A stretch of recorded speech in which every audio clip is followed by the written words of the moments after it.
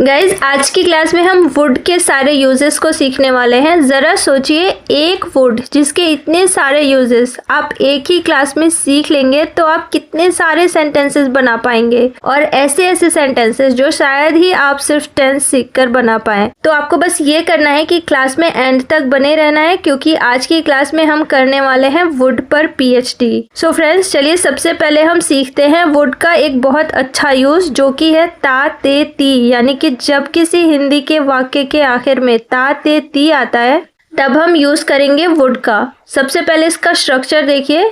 तो स्ट्रक्चर बहुत ही सिंपल है। सबसे पहले हम लगाएंगे सब्जेक्ट, उसके बाद वुड, और उसके बाद V1 यानी कि वर्ब की फर्स्ट फॉर्म। एग्जाम्पल से समझिए, वह यहाँ आता, He would come here। यहाँ पर ध्यान दीजिए, अगर आप ये ना बोलकर ये बोलते कि वह यहाँ आता है, तब ये वाक्य सिंपल प्रेजेंट टेंस का बन जाता, क्योंकि लास्ट में ता है, ती है, ते है, ये सारे वर्ड सिंपल प्रेजेंट टेंस में आते हैं। तो यहाँ पर सेंटेंस ऐसे बनता, He comes here। लेकिन हम यहाँ पर बोल रहे हैं कि वह यहाँ आता, तो ये सेंटेंस ता पर ही खत्म हो रहा है, इसलिए हम यूज कर रहे हैं वुड का।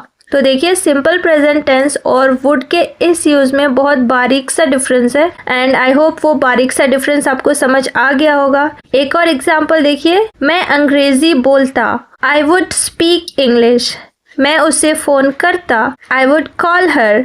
मैं वहां जाता लेकिन मैं व्यस्त था, I would go there but I was busy. तो जब भी आपके सेंटेंस के लास्ट में ता ते ती आएगा, तब वहां पर आपको वुड का यूज कर लेना है। अब चलिए देखते हैं वुड का दूसरा यूज, जो कि है गा गे गी के सेंस में, पॉसिबिलिटी यानी कि संभावना बताने के लिए। तो देखिए, जब भी किसी वाक्य के आखिर में गा गे गी आता है तो हमें पता है कि हम विल का यूज करते हैं। तो विल और वुड में डिफरेंस क्या है, तो देखिए डिफरेंस हम एग्जाम्पल के थ्रू समझते हैं, सो दैट आपको अच्छे से समझ में आ जाए। तो एग्जाम्पल देखिए, अगर मैं बोलूं कि वह तुम्हें फोन करेगी, तो इस सेंटेंस को आप इंग्लिश में दो तरह से बना सकते हैं। पहला तो आप बोल सकते हैं शी विल कॉल यू, या फिर आप बोल सकते हैं शी वुड कॉल यू।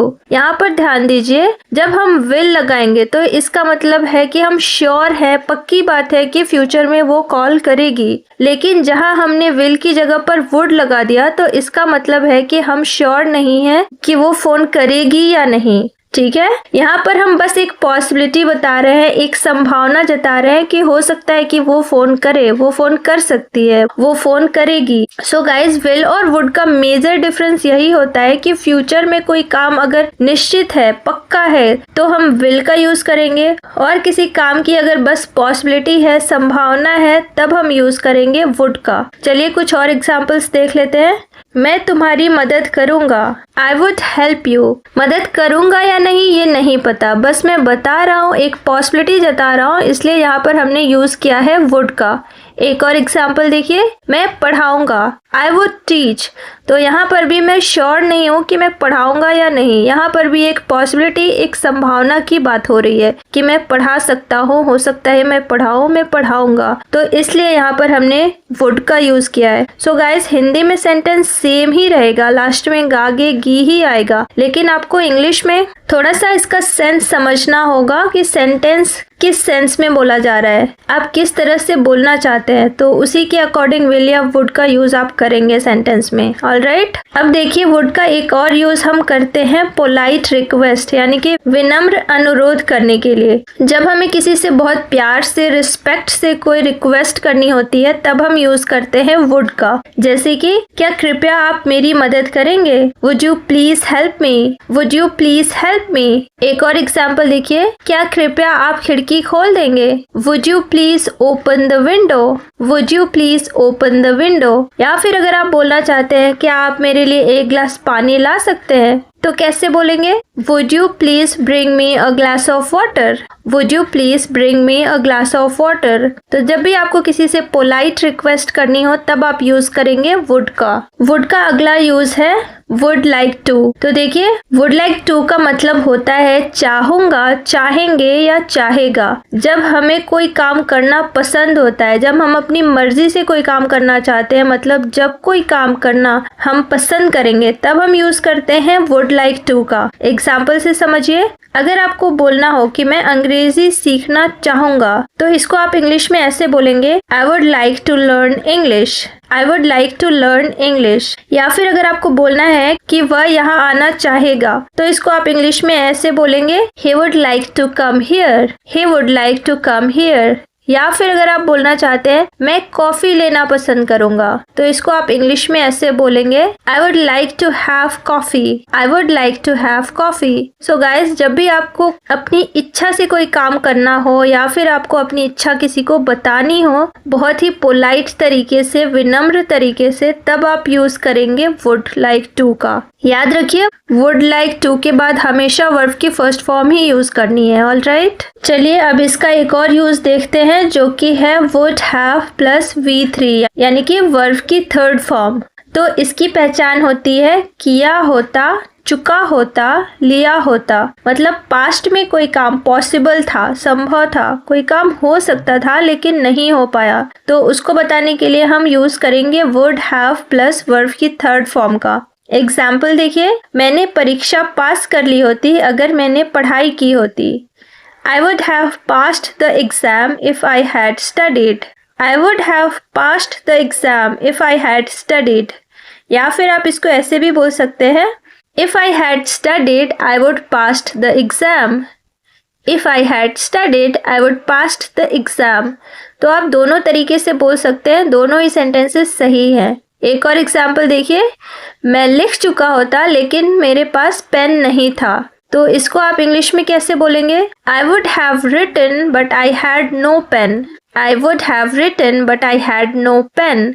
तो वुड हैव प्लस वर्ब की थर्ड फॉर्म का यूज हम वहां करते हैं जहां पर दो सेंटेंसेस साथ में दिए जाते हैं। पहले सेंटेंस में हम ये बताते हैं कि पास्ट में हम कोई काम कर चुके होते या ऐसा हो चुका होता लेकिन वो काम नहीं हो पाया, और दूसरे सेंटेंस में हम ये बताते हैं कि वो काम क्यों नहीं हुआ, मतलब हम रीजन बताते हैं। जैसे कि देखिए पहले वाले सेंटेंस में हम बता रहे हैं कि मैंने परीक्षा पास कर ली होती अगर मैंने पढ़ाई की होती। तो यहाँ पर दो सेंटेंसेस है। पहले सेंटेंस में ये बताया जा रहा है कि कोई काम पास्ट में नहीं हो पाया, मतलब मैं परीक्षा पास नहीं कर पाया, और दूसरे सेंटेंस में वो काम क्यों नहीं हो पाया वो रीजन बताया जा रहा है। यहाँ पर दोनों ही सेंटेंसेस पास्ट के होते हैं। ऑलराइट, एक और एग्जाम्पल देखिए, मैंने खाना खा लिया होता लेकिन मैं अकेला था।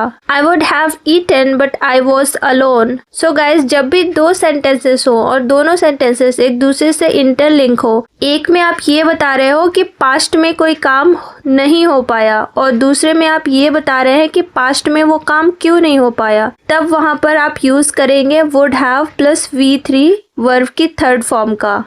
ठीक है, अब देखिए वुड का अगला यूज हम किया कर्ता के सेंस में करते हैं, यानी कि पास्ट की हैबिट्स को बताने के लिए, पास्ट की आदत को बताने के लिए हम वुड का यूज करते हैं।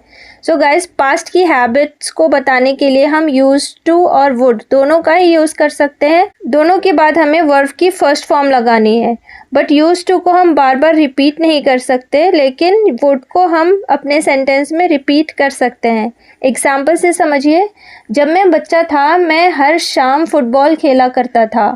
When I was a kid, I would play football every evening।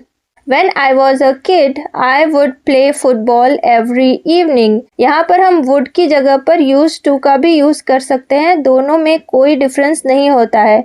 बस एक सेंटेंस में use to को बार बार रिपीट नहीं कर सकते हैं, लेकिन would को रिपीट कर सकते हैं। सो गाइज, इसी तरह से आप बहुत सारे सेंटेंसेस बना सकते हैं पास्ट की हैबिट्स को बताने के लिए, जैसे कि मैं यहाँ आया करता था, I would come here। वह अंग्रेजी बोला करता था, He would speak English। मैं पढ़ाया करता था, तो कैसे बोलेंगे, आई वुड टीच, राइट। तो पास्ट की अपनी हैबिट्स को बताने के लिए हम यूज करेंगे वुड का। अगला है वुड बी प्लस ऑब्जेक्ट। तो इसका मतलब होता है होते या होती। तो जब कोई व्यक्ति कुछ होता या कहीं होता, मैं फिर से रिपीट कर रही हूँ, जब कोई व्यक्ति कुछ होता या कहीं होता तब हम यूज करते हैं वुड बी प्लस ऑब्जेक्ट का। एग्जाम्पल देखिए, मैं डांसर होता, आई would be a dancer, I would be a dancer. वह सिंगर होता, he would be a singer, he would be a singer. तो देखिए दोनों ही सेंटेंसेस वैसे तो सही हैं, लेकिन ये थोड़े से अधूरे, इनकम्प्लीट मीनिंग दे रहे हैं कि मैं डांसर होता, वो सिंगर होता। तो ये कंप्लीट मीनिंग तभी देते हैं जब इनके बाद कोई और सेंटेंस होता है, जैसे कि मैं वहाँ होता लेकिन मैं व्यस्त था, I would be there but I was busy, I would be there but I was busy. Next use देखिए वुड का। तो हम वुड का यूज गा, गे, गी के सेंस में भी करते हैं पास्ट में। अब आप सोच रहे होंगे कि गा, गे, गी आ गया तो ये पास्ट कैसे हुआ। तो गाइस आपको एक चीज ध्यान में रखना है कि जब कोई सेंटेंस, पहला सेंटेंस पास्ट में बन रहा है, यानी कि उसका स्ट्रक्चर है subject plus V2 plus object, तो इसके बाद वाला सेंटेंस विल में ना बनकर वुड में बनेगा। एग्जाम्पल से समझिए, उसने कहा कि वह आएगी। तो देखिए उसने कहा, ये तो हो गया पास्ट का सेंटेंस, वह आएगी ये हो गया फ्यूचर का सेंटेंस। तो जब हम पास्ट में रहकर फ्यूचर की बात करते हैं, जैसे कि उसने कहा कि वो आएगी, तो इसको ऐसे ट्रांसलेट करेंगे, she said that she would come, she said that she would come. Guys ये कोई इतना मुश्किल नहीं है, आपको जस्ट इतना ध्यान रखना है कि पहला वाला सेंटेंस अगर पास्ट में है तो बाद वाले सेंटेंस में आप विल नहीं लगाएंगे बल्कि वुड लगाएंगे। आप ऐसे नहीं बोलेंगे she said that she will come, नहीं, ये गलत हो जाएगा, ये रॉन्ग सेंटेंस हो जाएगा। क्योंकि देखिए वुड क्या है, वुड एक्चुअल में विल का पास्ट होता है। तो जब आप पास्ट में पहले वाला सेंटेंस बना चुके हैं तो उसके बाद वाले सेंटेंस में आप वुड ही लगाएंगे। एक और एग्जाम्पल देखिए, उसने कहा कि वह मेरी मदद करेगा, he said that he would help me, he said that he would help me। उसने कहा कि वह मेरी मदद करेगा। नाउ वुड का अगला यूज होता है वुड बी प्लस ING। तो इसका मतलब होता है रहा होगा, रहे होंगे। तो देखिए इसका यूज हम करते हैं प्रेजेंट के लिए, फ्यूचर के लिए नहीं करते हैं। अगर आप फ्यूचर के लिए सेंटेंस बना रहे हैं तो आप यूज करेंगे विल बी प्लस ING का, लेकिन प्रेजेंट के लिए कर रहे हैं तब आप वहां पर यूज करेंगे वुड बी प्लस ING।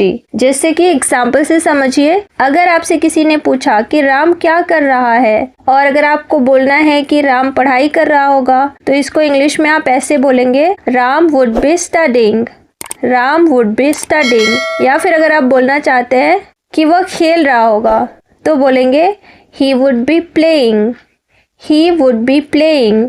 अभी की बात करें, प्रेजेंट की बात करें हम, तो हम यूज करेंगे would be प्लस ING और सेंटेंस बन जाएगा he would be playing। So guys आपको याद रखना है कि would be प्लस ING का यूज रहा होगा, रही होगी, रहे होंगे के सेंस में यूज होता है। वह सो रही होगी, she would be sleeping, she would be sleeping।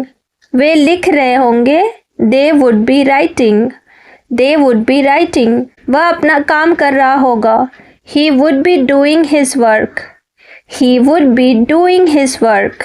So friends, आज की क्लास में हमने would के वो सारे यूजेस सीखे हैं जो कि बहुत ज़्यादा इंपॉर्टेंट होते हैं। अगर आपको आज की ये क्लास हेल्पफुल लगी हो तो वीडियो को लाइक ज़रूर करना और चैनल को भी सब्सक्राइब कर लेना। Thank you for watching, see you in the next one, take care and bye bye.